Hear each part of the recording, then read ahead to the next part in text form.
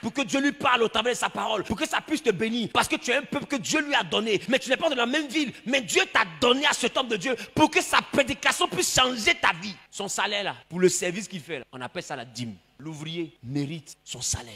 Vous qui êtes chez les hommes de Dieu et ils prennent soin de vos âmes, ils prient pour vous, ils jeûnent pour vous, ils intercèdent pour vous et vous êtes bénis, vous ne payez pas vos dîmes, vous êtes des sorciers. Les fidèles pour qui les hommes de Dieu jeûnent, prient, crient à Dieu et vous êtes bénis, vous ne payez pas vos dîmes. C'est là que vous devenez intelligent, c'est là que vous devenez calculateur, vous devenez mathématicien, vous êtes des sorciers. L'ouvrier mérite son salaire. Donc tu penses que bénédiction c'est doux dans ta bouche. Et c'est à cause de tous ces comportements. Aujourd'hui même les pasteurs pour vous rencontrer les fidèles ils font payant. Parce qu'ils voient que les chrétiens sont devenus méchants. Les chrétiens ne leur donnent pas leur salaire. Donc eux-mêmes ils vont improviser pour avoir leur salaire. C'est qu'ils ont rencontré une catégorie de chrétiens qui est de la nouvelle génération. Parce que chrétiens nouvelle génération, son problème est dîme. C'est comme problème de chien et os. On mange le salaire qu'on mange la part de Dieu. Et puis on dit non c'est fini. Jésus a tout payé à la croix. Mais s'il a tout payé à la croix, va t'asseoir devant la croix pour chasser tes démons. Va voir un menuisier, il va faire croix, tu mets devant ta porte. Quand on te poursuit la nuit, tu mets t'asseoir devant. Si Jésus a tout payé à la croix, quand mari de nuit te poursuit, pourquoi tu vas chez un pasteur? Faut dire au mari de nuit que Jésus a tout payé. Tu viens voir un pasteur pour qu'il fasse ta délivrance. Maintenant, au moment de le bénir financièrement, non, vous avez reçu gratuitement. Qu'est-ce qui est gratuit? Montrez-moi ce qui est gratuit, je vais vous donner. Même la Bible qu'on lit pour vous enseigner là, on paye. Moi, j'ai payé Bible près de 70 000 francs, une seule Bible, plus de 100 euros. Parole de Dieu, 100 euros, pas possible. 100 euros, c'est le salaire de quelqu'un. Bible est vendue à 100 euros. Toi aussi. Normalement, la Bible, c'est la parole de Dieu, ça doit être gratuit. Montre-moi ce qui est gratuit. Ce genre de caméra là, il y a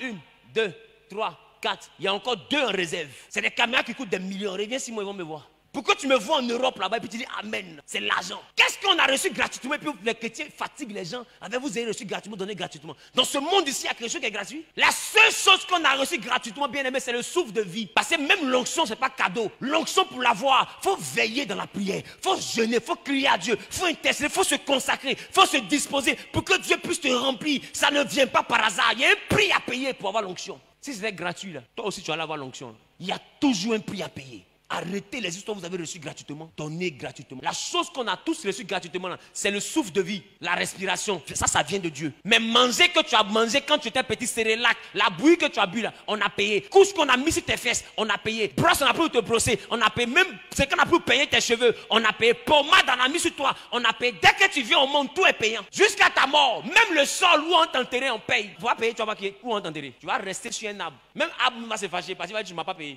Écoute, on paye tout. On voit des gens qui sont prêts à aller à l'hôpital pour la guérison des cancers. Tu viens voir un pasteur, tu allais payer 8 millions, 6 millions à l'hôpital pour que ton cancer disparaisse. Et puis là encore, c'est pas sûr qu'ils allaient réussir l'opération. Tu viens voir un pasteur, il prie. En moins de 5 minutes, le cancer disparaît. Tu trouves que c'est tellement naturel. Au lieu de lui dire, papa, j'allais payer 5 millions là-bas, tiens 2 millions pour te dire merci. Tu as bien dit, homme de Dieu, que Dieu te bénisse, vraiment Dieu t'utilise. Il va faire quoi ça? Dieu te bénisse, ça tu l'as dit au médecin. Tu as déjà vu un médecin qui a regardé qui a dit non, opération est 5 millions, mais comme Dieu existe, viens t'opérer cadeau. Les gens meurent dans les hôpitaux parce que ton parent n'a pas l'argent pour payer l'ordonnance, n'a pas l'argent pour payer le soin, on ne te traite pas. Médecin me vient puis te saute. Les gens sont sans cœur, tu ne payes pas, on ne te regarde pas. C'est dans ce monde-là on est. Et tu le sais. Pourquoi ça à l'église tu fais jouer la spiritualité pour justifier ta méchanceté? Vous voulez juste que les pasteurs soient des misérables, des mendiants qui viennent supplier à vos portes pour avoir de quoi manger. Un vrai enfant de Dieu n'a pas ce cœur-là. La dîme, c'est le salaire des hommes de Dieu. Il faut payer. Donne à César ce qui est à César. Les hommes de Dieu, jeunes, vieux, adultes, vieillards, peu importe. C'est leur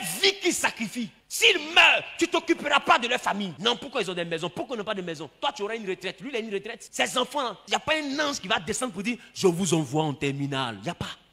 Arrêtons ça.